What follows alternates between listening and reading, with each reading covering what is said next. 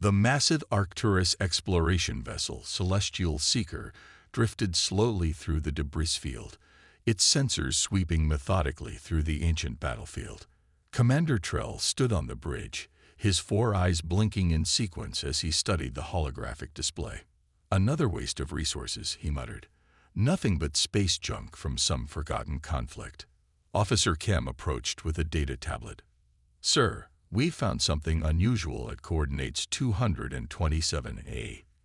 It appears to be intact." Trell's skin shifted from bored gray to interested blue.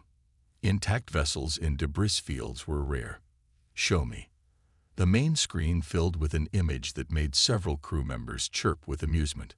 Floating silently was a human vessel, roughly cylindrical with obvious weapon mounts and engine housings. Its hull was scared but whole, bearing faded markings in human script. "Is that what I think it is?" Trell asked, mandibles clicking with excitement.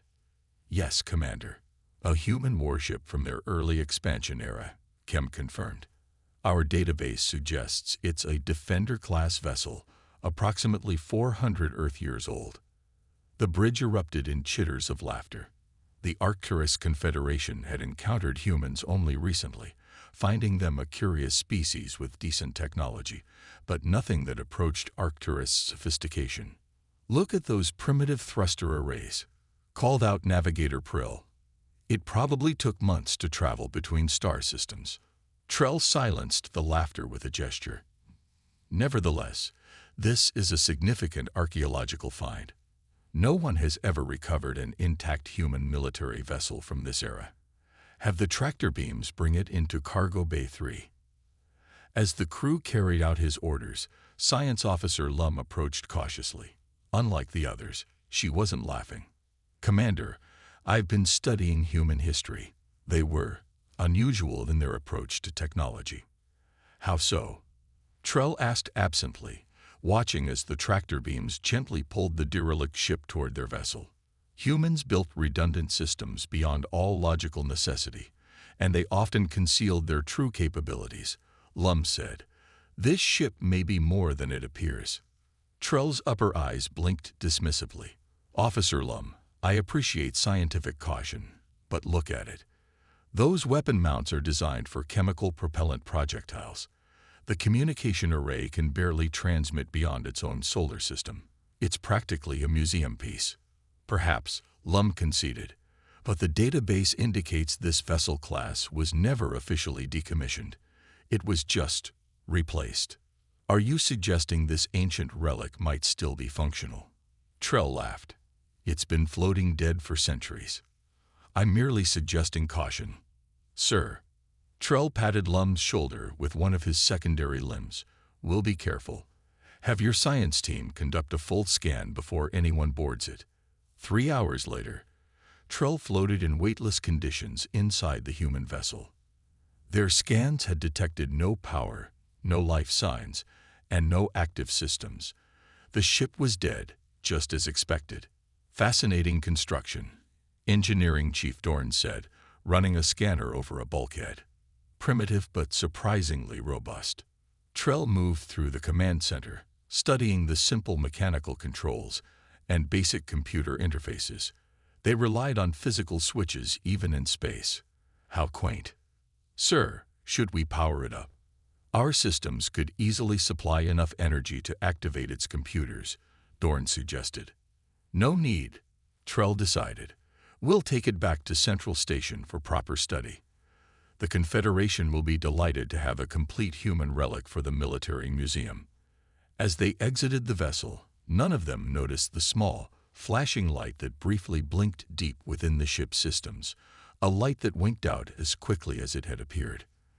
The Arcturus crew nicknamed the ship Relic and secured it for transport, already composing stories about the primitive human vessel they would share at their next social gathering. None of them suspected that beneath its scared exterior, Relic was far from dead. It was merely waiting. Deep within the darkened hull of the human warship, something stirred. The Arcturus vessel jumped to light speed with Relic secured in its massive cargo bay. The sudden acceleration sent vibrations through the ancient ship's frame, dislodging dust that had settled over centuries. These tiny movements triggered something that the alien scans had missed: a passive motion detector buried deep within the command core. A single red light began to pulse in the darkness. "System anomaly detected," whispered a soft, feminine voice into the empty corridors. "Initiating emergency protocol 793. The ship's AI, designated Athena, had been in hibernation mode for 372 years. Her programming required minimal power, so minimal that it registered as background radiation to the alien sensors.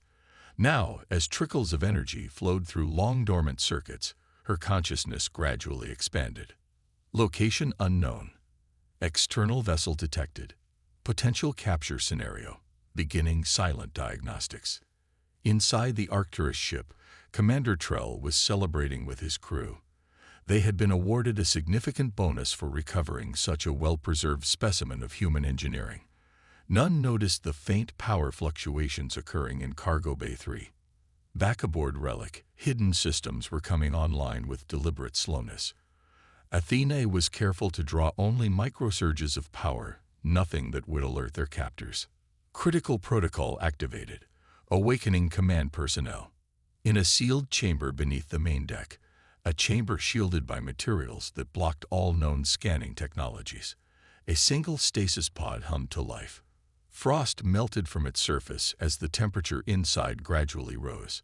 The pod's occupant, a man in his mid-40s with a weathered face and military bearing, remained motionless as life support systems carefully reversed his suspended animation.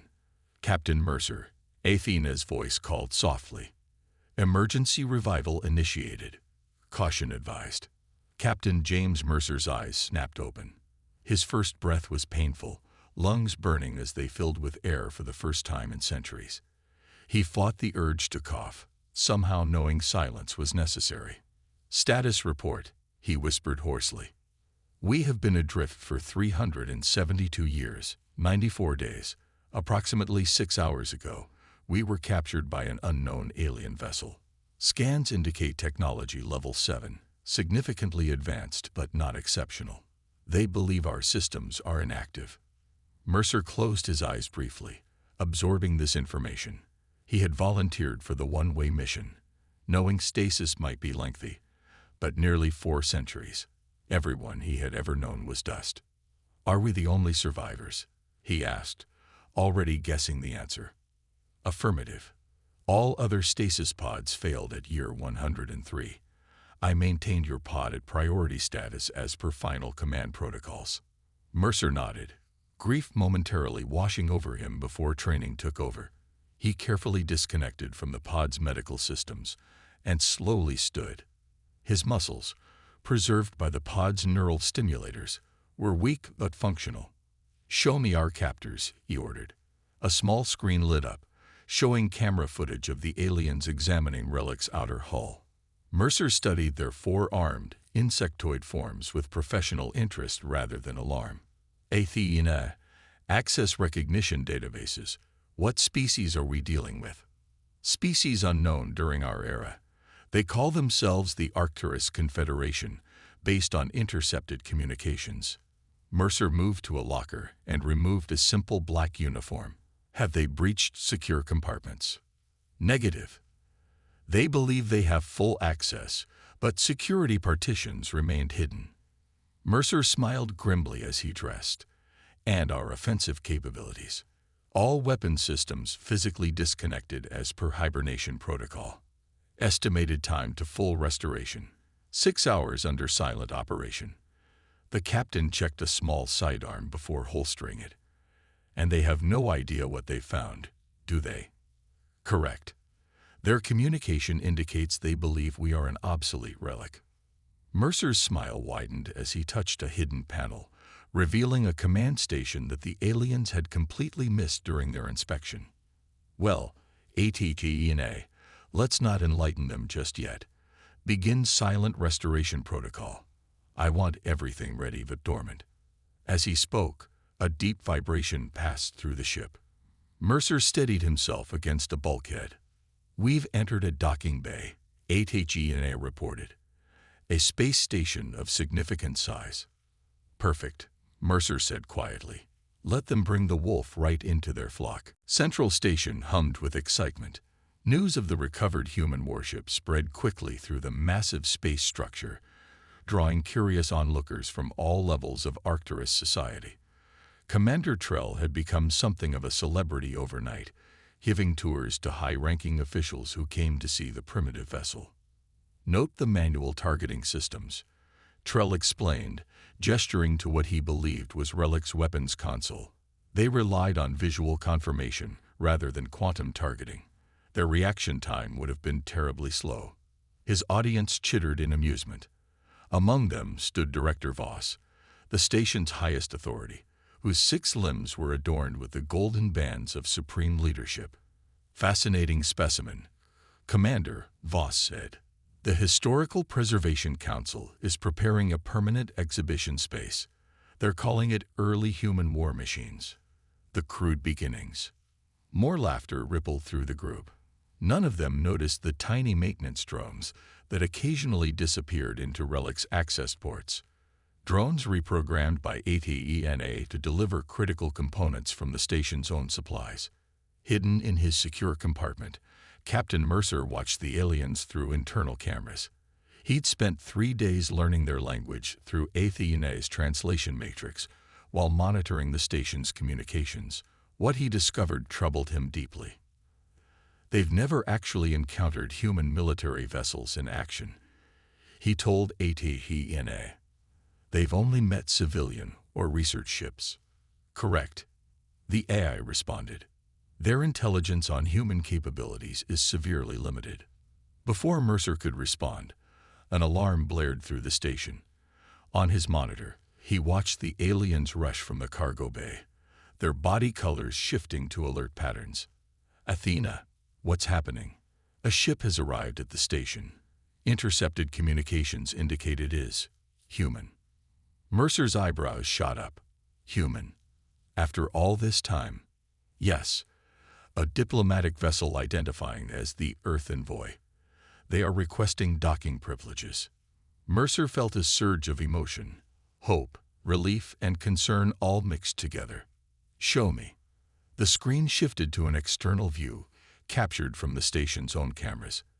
A sleek vessel with the United Earth emblem was holding position near the station. It was clearly modern, far more advanced than Relic had been even when new, but still recognizably human in design. They'd found us, Mercer whispered. But do they know I'm here? 2 hours later, the diplomatic meeting was going poorly. Ambassador Thomas Reed stood with 2 aides in the station's grand conference chamber, facing Director Voss and a panel of Arcturus officials. We appreciate your willingness to meet, Reed said carefully. Humanity seeks peaceful relations with all spacefaring species. Director Voss's mandibles clicked dismissively. Yes, we've heard your proposals. Trade agreements, cultural exchanges, mutual defense pacts, all very standard. These are foundational to interstellar cooperation, Reed replied, maintaining his composure despite the director's condescending tone. Perhaps, Voss said, but we've studied your technology. Your ships, your weapons. We see little benefit in formal alliance with a species so underdeveloped. One of Reed's aides stiffened. Director, with respect, you may be underestimating Earth's capabilities. Voss waved a dismissive limb. We have one of your warships in our possession, a Defender-class vessel. Our engineers have thoroughly examined it. Reed's expression changed subtly. You have a Defender-class ship. Here. Yes, recovered from deep space. Primitive but quaint. Voss gestured to a display showing Relic in the cargo bay. We're turning it into a museum exhibit. Reed and his aides exchanged alarmed glances. Director, Reed said carefully, that ship class was never decommissioned. It may still have active defense protocols. The room filled with chittering laughter. Commander Trell stepped forward. Ambassador, we've examined every inch of that vessel. It has no functioning systems, no power, no weapons. Reed leaned forward. I must insist on inspecting this vessel immediately. Out of the question, Voss replied. Now, regarding your proposed trade routes. As the meeting continued, Mercer watched from Relic's hidden command center, his face grim as he listened to the Arcturus leadership dismiss his people. Athene, he whispered, accelerate restoration timeline. I have a feeling we're going to need our systems sooner rather than later. 3 hours after the failed diplomatic meeting, Central Station's alert sirens wailed. Red emergency lights bathed every corridor in crimson as the station's AI announced. Unidentified vessels approaching. Combat configuration detected. All personnel to defense stations. Captain Mercer jolted awake from his brief rest. Athena, what's happening? 7 warships have dropped out of faster-than-light travel. They are not Arcturus vessels, nor do they match human design patterns. Athena's voice remained calm while displaying tactical information on the small monitor. They are powering weapon systems. Mercer studied the approaching ships with a professional eye. Their forward sections bristled with what appeared to be energy weapons, and their hulls bore scorch marks from previous battles. Pirates. Raiders? Unknown. However, intercepted communications identify them as Vorn vessels. They are demanding the station surrender all human technology. Mercer's eyes narrowed. They came specifically for human tech. How would they even know? The station shuddered violently as the first attack hit. The lights in Relic's hidden command center flickered. On the station's command deck, chaos reigned. Director Voss barked orders as tactical officers struggled to activate defense systems. Shields at 60%, called out Defense Coordinator Malk. 2 more incoming salvos. Return fire, Voss commanded. Where did these Vorn come from? How did they find us? Commander Trell rushed onto the bridge, his exoskeleton clicking rapidly in distress. Director, the human diplomatic vessel is requesting emergency departure clearance. Voss's color darkened with anger. Deny it. They'd brought this upon us. Sir, Trell replied hesitantly, our intelligence suggests the Vorn have encountered humans before. They fear human expansion and seek to prevent alliances. Another blast rocked the station. A support beam crashed down near the command console, narrowly missing Director Voss. Shields at 30% and failing, Malk reported grimly. Our weapon systems are ineffective against their shielding.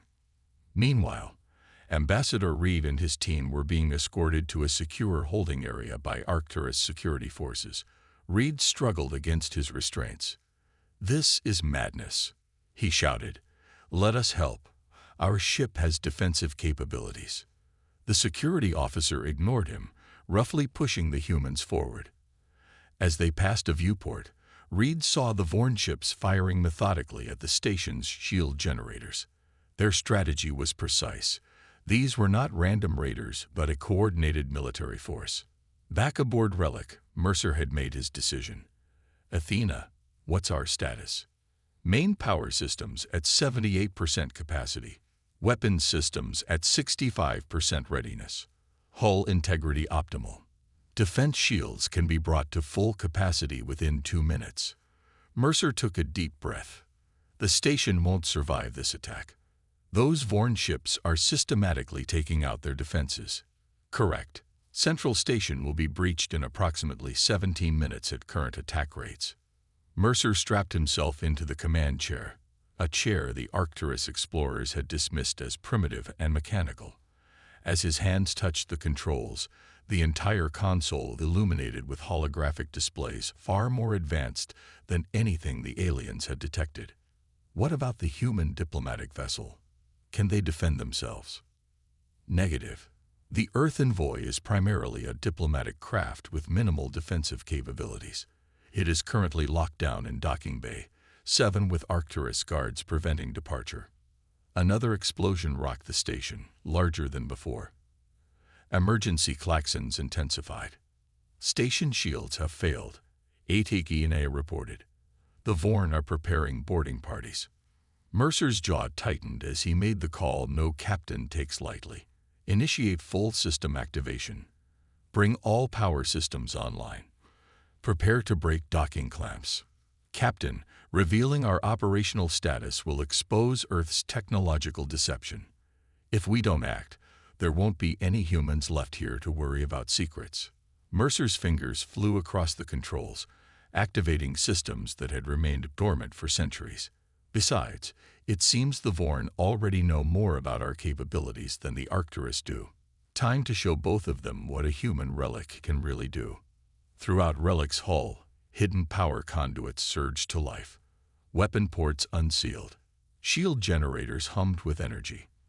The ship that the Arcturus had laughed at was waking up, and it was angry. In Cargo Bay 3, the Arcturus guards assigned to watch the human museum piece were focused on the emergency alerts echoing through the station.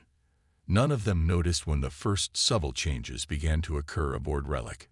It started with a low hum, barely audible over the station's alarm klaxons. Then small lights began to blink along the ship's hull, status indicators coming online one by one. The guards finally turned when a loud metallic clank echoed through the bay. "What was that?" asked the junior guard, his color shifting to anxious yellow. The senior guard approached the ancient vessel cautiously, probably just metal settling from the attack vibrations. Then, before their eyes, a seam appeared along Relic's hull where no opening had been detected before. Panels slid aside, revealing weapon ports that the Arcturus scans had never discovered. The guards froze in shock. "Call Commander Trell immediately," the senior guard shouted, backing away from the awakening ship. Inside Relic's command center, Captain Mercer watched the exterior cameras with grim satisfaction as the guards fled the cargo bay. "Athena, initiate full power sequence. Bring all systems online." "Full power sequence initiated," the AI responded. "Warning, energy signature will be impossible to conceal." "That's the idea," Mercer said. "Let's show them what they're dealing with." Throughout the vessel, systems long dormant roared to life. The ship's true power core, hidden beneath what the aliens had mistaken for a primitive combustion engine, began to glow with intense blue energy. This wasn't the simple fusion reactor the Arcturus engineers had expected based on their scans. It was a contained quantum singularity drive, technology the humans had officially developed only 50 years ago according to public records. On the station's command deck, alarms blared with new urgency. "Director," shouted the sensor officer. "Massive power spike in Cargo Bay 3. The human vessel is. It's activating." Director Voss rushed to the console, mandibles clicking in disbelief. "Impossible. Your teams confirmed it was dead." Commander Trell's color paled to ash gray. "Sir, the power readings, they're beyond anything we expected from human technology." The entire station shuddered as another Vorn blast struck home. "Hull breach on levels 7 through 9, reported Defense Coordinator Malk. "They've deployed boarding craft. We have intruders." Director Voss stood paralyzed with indecision as his world collapsed around him. The supposedly primitive human vessel was powering up with energy signatures that rivaled their most advanced battlecruisers, while Vorn raiders cut through the station's defenses like paper. In the secure holding area, Ambassador Reed felt the change before he heard anything. A subtle vibration through the deck plates, a vibration he recognized from historical recordings. "They've activated a Defender-class vessel," he whispered to his aides, a mixture of awe and concern on his face. The Arcturus guard looked at him sharply. "What are you talking about, human?" Before Reed could answer, the lights flickered and died, replaced seconds later by emergency lighting. The detention field holding the humans vanished. "What's happening?" demanded the guard, drawing his weapon. Reed merely smiled. History. Back in Cargo Bay 3, Relic was fully awake. Its outer hull, which had appeared scared and weathered, now gleamed as dormant nanomaterials activated, repairing centuries of damage in minutes. The docking clamps that held it secure began to groan under pressure as the ship's anti-gravity systems pushed against them. Docking clamps refusing to disengage, HFY reported. "They have been reinforced to prevent theft." "Then we'll take them with us," Mercer replied, his hands dancing across the controls. Activate secondary thrusters, breaking free in 3, 2, 1. With a tremendous screech of tearing metal, Relic tore free from its restraints. Pieces of docking equipment still attached to its hull, the warship rose majestically in the cargo bay. The ceiling doors remained sealed above them. "No problem," Mercer said calmly. "HFY, bring forward batteries online." The ship's prow glowed briefly, then a concentrated beam of energy, far more refined than anything the Arcturus had believed possible for humans, lanced upward, carving through the bay doors like they were made of paper. Throughout Central Station, Arcturus citizens and military personnel alike stopped and stared at monitors, showing the supposedly dead human relic rising through the newly created opening, weapon systems glowing with power, ready for battle. The museum piece had become a nightmare. Relic burst through the station's outer hull into open space, debris scattering in its wake. Captain Mercer's hands flew across the control systems as the ancient warship oriented itself toward the attacking Vorn fleet. 7 enemy vessels confirmed, HFY reported. "Their attention is shifting to us." "Good," Mercer said grimly. "Let's keep it that way. Bring all defensive systems online. Prepare main weapons array." The Vorn commander watched in disbelief as the unexpected vessel emerged from the station. His tactical officer's voice trembled with alarm. "High Commander, scans indicate it's a human vessel. Energy readings are impossible." The Vorn High Commander's scaled face twisted in rage. "Human deception. This is why we must destroy them before they spread throughout the galaxy. Target that ship and eliminate it." 3 Vorn vessels broke from their attack on the station and turned toward Relic, energy weapons charging. Green beams lanced across space, striking the seemingly vulnerable human ship. But instead of exploding as expected, Relic simply absorbed the hits. Where the energy beams struck, the hull glowed briefly before returning to normal. No damage was visible. Inside Relic's command center, Mercer smiled as the impact readouts showed minimal stress. HFY, deploy countermeasures. Let's show them what a museum piece can do. Deploying countermeasures, the AI confirmed. From hidden ports along Relic's hull, dozens of small objects ejected into space. The Vorn vessels fired again, but this time, their energy beams scattered harmlessly against an invisible barrier.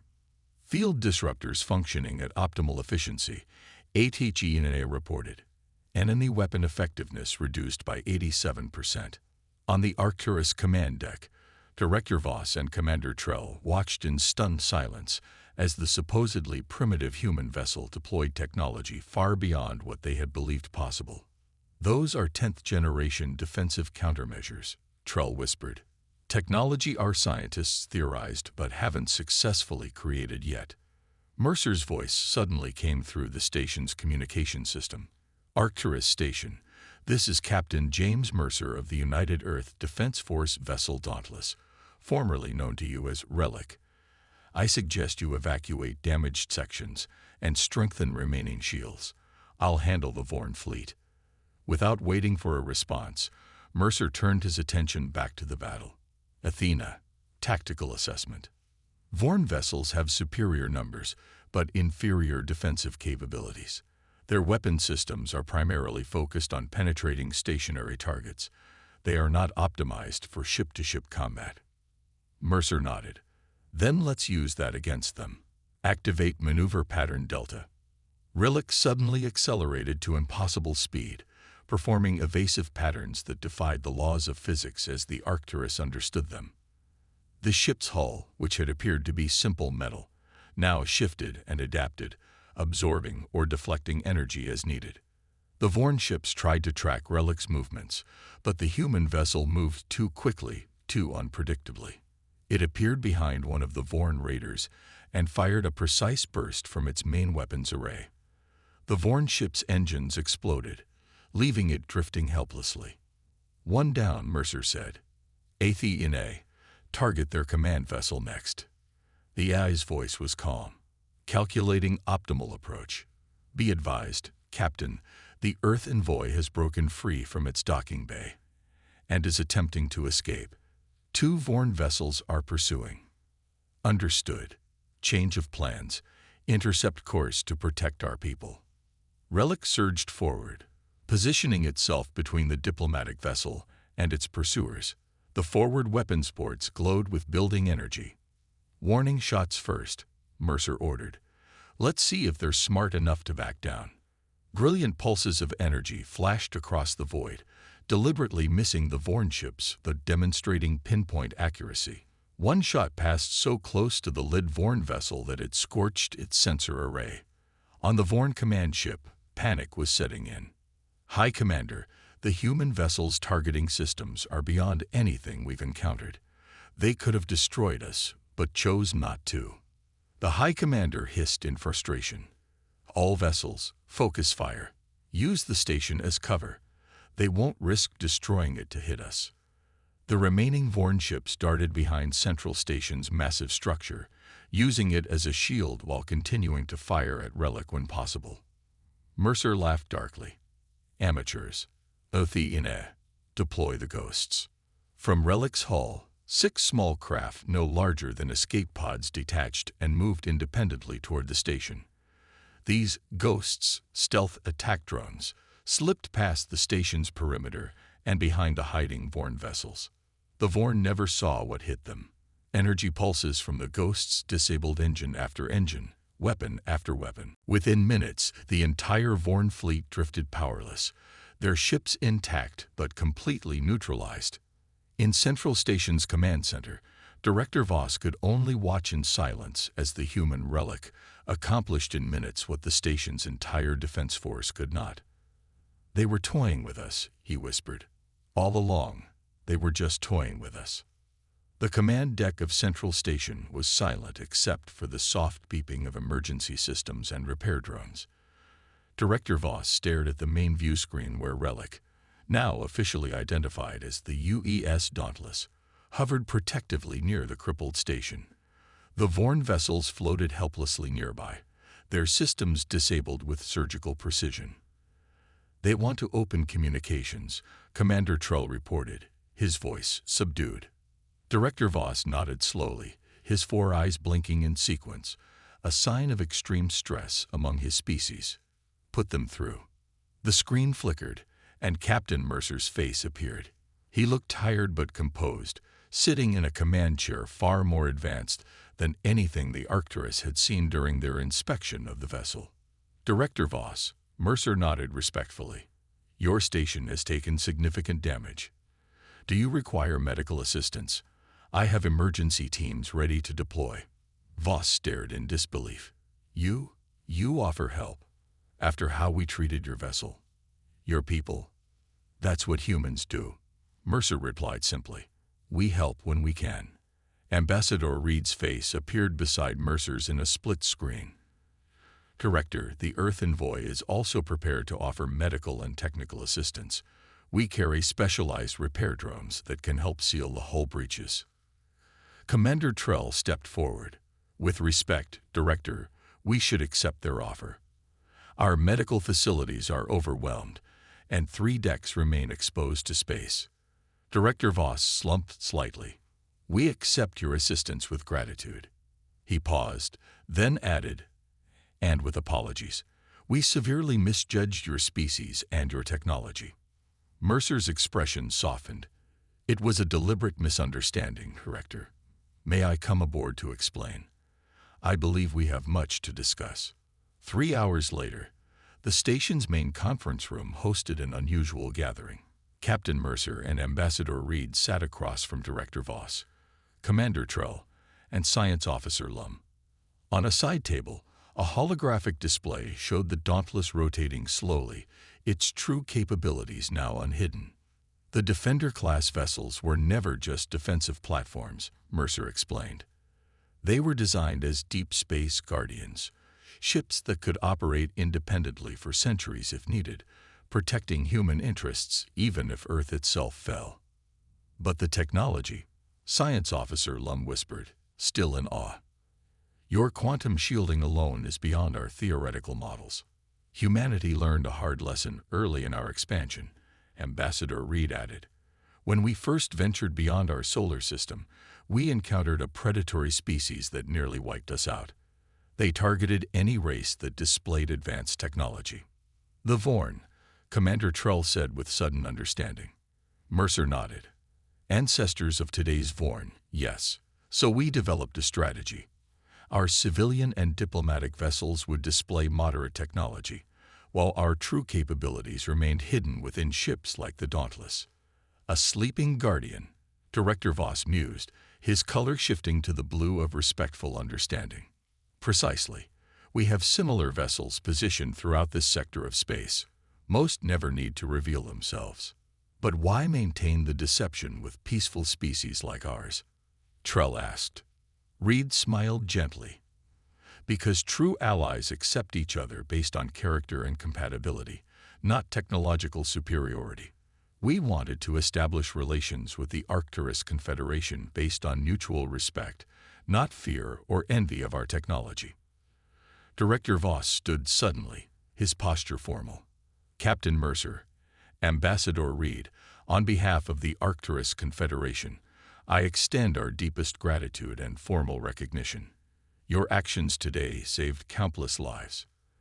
And we would be honored, he continued, to establish formal diplomatic relations with humanity, not as patrons to a lesser species, but as equals with much to learn from each other. Mercer and Reed exchanged pleased glances. We accept, Reed replied warmly. As the meeting concluded, Commander Trell approached Mercer privately. Captain, one question remains. Your ship was adrift for centuries. How did you survive? Mercer smiled enigmatically. Commander, that's just one more secret the Dauntless keeps. Perhaps someday, when our peoples know each other better, I'll tell you that story too. Outside the viewport, repair teams from both species worked side by side, their previous misunderstandings forgotten. The Dauntless floated majestically nearby, no longer a ridiculed relic, but a symbol of new understanding between civilizations. And in distant parts of space, other ancient human vessels continued their silent vigil, waiting.